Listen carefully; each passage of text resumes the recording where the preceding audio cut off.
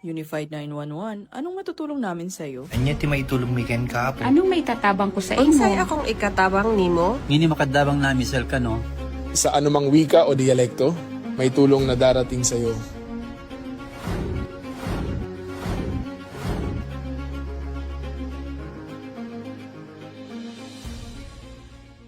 Lilingkod sa bawat Pilipino at magbibigay ng tamang impormasyon para sa tahimik at maayos na Pilipinas. Police News Network, alagad ng batas, tagapagtaguyod ng balitang pulis, sandigan ng mamamayan, patnubay ng katotohanan.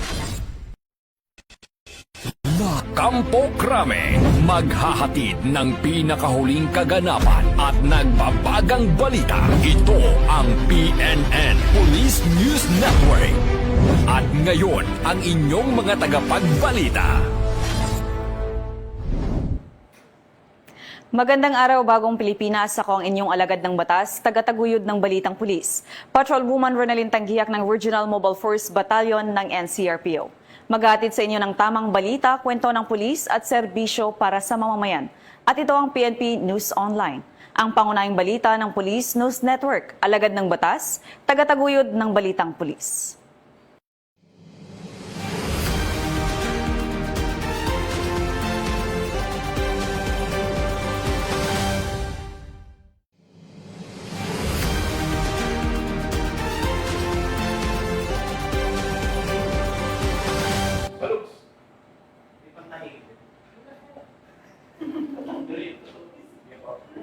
Ngayong panahon ng bakasyon, pinaalalahanan ng Philippine National Police ang publiko na maging maingat at responsable sa kanilang paglalakbay sa ilalim ng Ligtas Sumvac 2026. Sa gitna ng dagsa ng mga biyahero, binibigyang diin ng PNP ang kahalagahan ng pagiging handa at alerto sa kalsada. Paalala sa mga motorista, siguraduhin na sa maayos na kondisyon ng katawan bago bumiyahe at iwasan ang pagmamaneho kung pagod o inaantok. Mahigpit ding ipinapatupad ang pagsusuot ng seatbelt o helmet para sa kaligtasan ng lahat. Tandaan ang blow bagets, alamin ang mga batas trapiko, panatiliin ang angkop na distansya sa ibang sasakyan o maging defensive driver. Huwag rin gumamit ng gadget habang nagmamaneho o lasing. Bawal din ang paggamit ng iligal na droga o kulang sa paghinga. Hinihikayat ng publiko sa umiwas sa overspeeding at sumunod sa lahat ng batas trapiko. Para sa ligtas at masayang bakasyon, disiplina sa kalsada ang dapat manaig.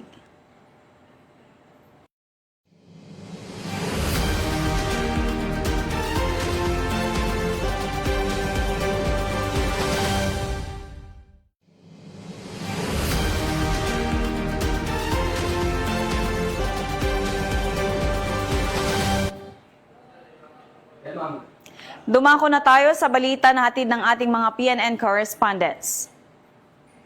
Upang masiguro ang kaligtasan ng bawat mamamayan, ngayong Holy Week, mahigit 3,000 security personnel ang ide-deploy ng Eastern Police District sa kanilang nasasakupan bilang bahagi ng Ligtas Sumvac 2026. Ibabalita yan ni Patrolwoman Mary Tony Veva. Mahigit 3,000 security personnel ang ikinasa ng Southern Police District bilang bahagi ng Ligtas Sumvac 2026 para sa ligtas na paggunita ng Semana Santa. Sa kabuuan, may 2,848 PNP personnel, 717 allied unit, at 1,088 advocacy group that force multipliers na idineploy sa iba't ibang lugar ng convergence, kabilang ang mga simbahan, pangunahing lansangan, tourist destinations, transportation hubs or terminals, at mga iba pang lugar. Layunin ng hakbang na ito na mapalakas ang police visibility at matiyak ang agarang responde sa anumang insidente habang inaasahan ang pagdagsa ng mga biyahero at mananampalataya.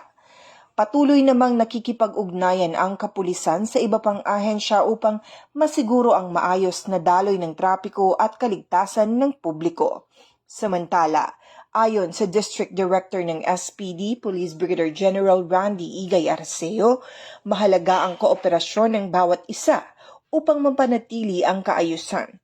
Pinayuhan niya ang publiko na manatiling mapagmatsyag sumunod sa batas at isaisip ang kaligtasan para sa isang mapayapa at ligtas na Semana Santa.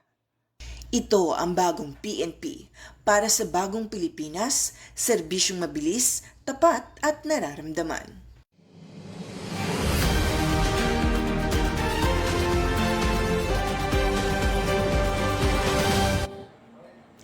Maraming salamat, Patrolwoman Veva.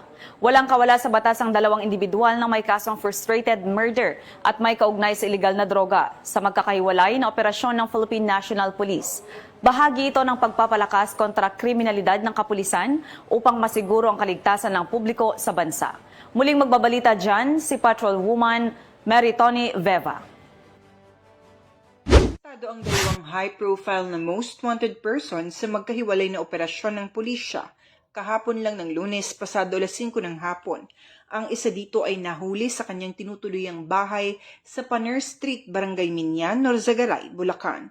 Siya, si Elias Lito, 54 anyos, nagtatrabaho bilang construction worker na nadakip ng warrant and subpoena unit ng Muntinlupa City Police Station bilang kanilang top 7 most wanted person.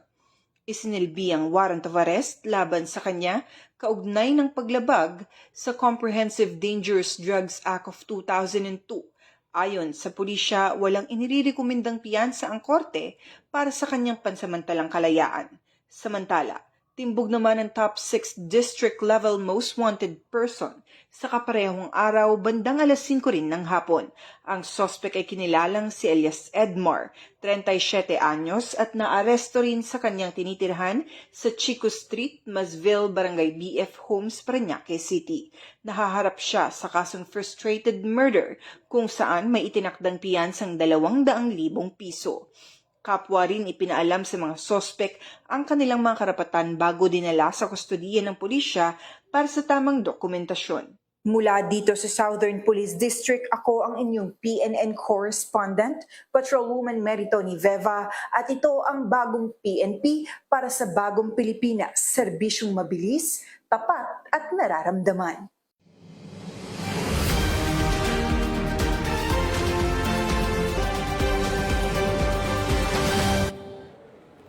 Maraming salamat, Patrolwoman Veva.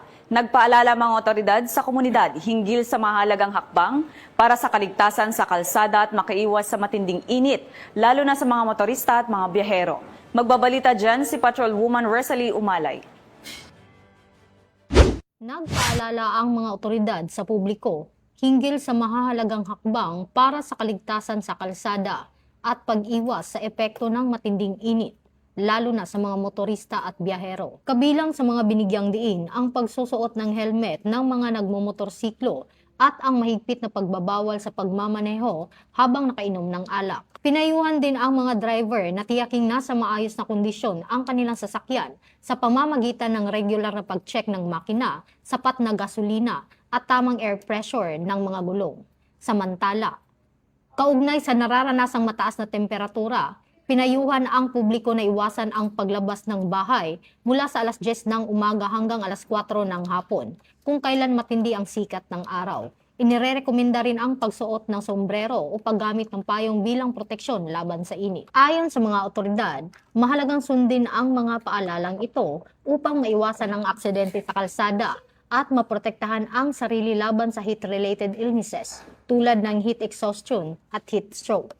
Hinihikayat ang lahat na maging responsable at mapagmatsyag upang matiyak ang kaligtasan ng bawat isa sa gitna ng patuloy na pagtaas ng temperatura at dami ng mga sasakyan sa lansangan. Ito ang bagong PNP para sa bagong Pilipinas, serbisyong mabilis, tapat at nararamdaman.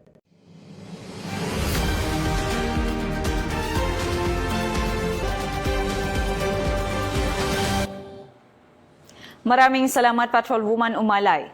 Bangsamoro Government kinenda na ang pang-aambush sa mga pulis habang pabalik sa kanilang kampo sa Maguindanao del Sur. Ang buong detalye ng report ay hatid ni Patrolwoman Maria Sara Bernales. Ng Bangsamoro Government ang ambush sa bayan ng Sharif Agwak na kinasawi ng 5 tauhan ng Philippine National Police at 3 pang sugatan. Nangyari ang insidente sa Barangay Mother Poblacion bandang alas 9 ng gabi habang pauwi ang mga pulis mula sa kanilang patrol. Nang tambangan sila ng hindi pa nakikilalang armadong grupo. Agad namang naglungsad ng hot pursuit operations ang mga otoridad upang matunton ang mga sospek. Habang iniutos ni BARM Chief Minister Abdurauf makakuha ang masusing investigasyon at pakikipag-ugnayan sa mga law enforcement agencies. Samantala, tiniyak ni Chief PNP Police General Jose Melencio Nartates Jr. na hindi titigil ang operasyon ng pulisya hanggang sa maaresto ang mga responsable sa krimen. Mahigpit niyang kinondena ang pag-atake at iginit na papanagutin ng mga salarin. Nagpabot din ng pakikiramay mga otoridad sa pamilya ng mga nasawi at nanawagan sa publiko na makipagtulungan upang mapanatili ang kapayapaan sa rehiyon. Ako po si Patrolwoman Sari Bernales, nagbabalita para sa Police News Network. Alagad ng batas, tagataguyod ng Balitang Pulis. At ito ang bagong PNP para sa bagong Pilipinas. Serbisyong mabilis, tapat at nararamdaman.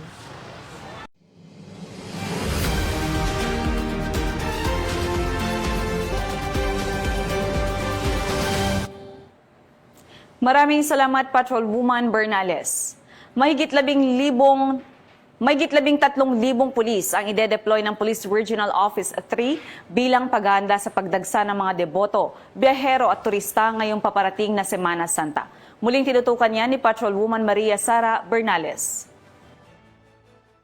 Ang Police Regional Office 3 ng mahigit sa 13,000 na pulis sa buong Central Luzon bilang paghahanda sa pagdagsa ng mga biyahero, deboto at turista ngayong Semana Santa. Ayon kay Pro 3 Director Police Brigadier General Jess Mendez, malaking pagtaas ito mula sa inisyal na 2,000 na tauhan upang matiyak ang kaligtasan sa mga simbahan, lansangan, terminal at iba pang matataong lugar, kasabay ng pagpapatupad ng full alert status simula ika-30 ng Marso. Pinalakas din ang police visibility sa pamamagitan ng foot at mobile patrols, paglalagay ng assistance desk, at deployment ng traffic marshals. Patunay na pinaigting na kampanya ng Philippine National Police laban sa kriminalidad, kasabay ng pagpapanatili ng kaayusan ngayong panahon ng Semana Santa. Ako po si Patrolwoman Sari Bernales, nagbabalita para sa Police News Network. Alagad ng batas, tagataguyod ng Balitang Pulis. At ito ang bagong PNP para sa bagong Pilipinas. Serbisyong mabilis, tapat at nararamdaman.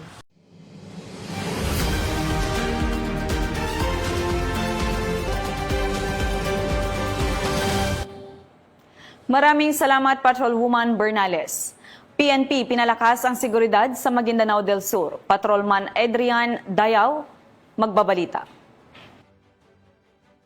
Philippine National Police ang seguridad sa Sharif Agwak, Maguindanao del Sur matapos ang ambush noong Sabado na ikinamatay ng 5 at nasugat ng 3 pulis. Nag-deploy ang PNP ng karagdagang Rapid Response Team, Random Checkpoint upang maiwasan ang kalintulad ng insidente habang pinapaigting ang presensya hanggang mahuli ang mga sospek. Hinihikayat ng PNP ang publiko na makipagtulungan sa investigasyon at agad na i-report ang anumang kahina-hinalang aktibidad. Sabay rito nagsimula na rin ang proseso ng pagbibigay ng pinansyal na tulong sa pamilya ng mga nasawi at pagkakaloob ng posthumous awards sa 5 pulis. Ito ang bagong PNP para sa bagong Pilipinas, serbisyong mabilis, tapat at nararamdaman.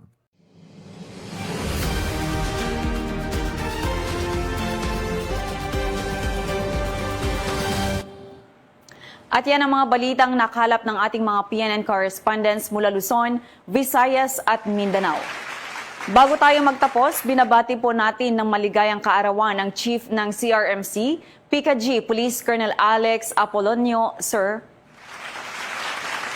Para sa mas malawak at mabilis na ulat ng mga balita, huwag kalimutang mag-like, follow and share sa aming official social media accounts ng Police News Network. Tutok lang sa aming YouTube channel para sa mga live stream at replays. At i-follow kami sa X account para sa mga real-time updates at Facebook account ng Police News Network.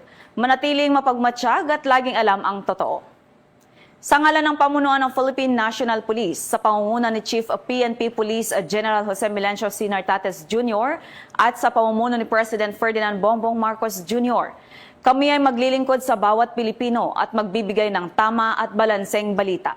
Mula rito sa tanggapan ng tagapag-ugnay ng Pambansang Pulisya, kami ang inyong alagad ng batas, tagataguyod ng Balitang Pulis. Ako ang inyong tagapag-ugnay, Patrolwoman Renalyn Tanggiak ng Regional Mobile Force Battalion ng NCRPO. Maghatid ng tamang balita, kwento ng pulis at serbisyo para sa mamamayan. At ito ang PNN Police News Network. At ito ang bagong PNP para sa bagong Pilipinas, serbisyong mabilis, tapat at nararamdaman.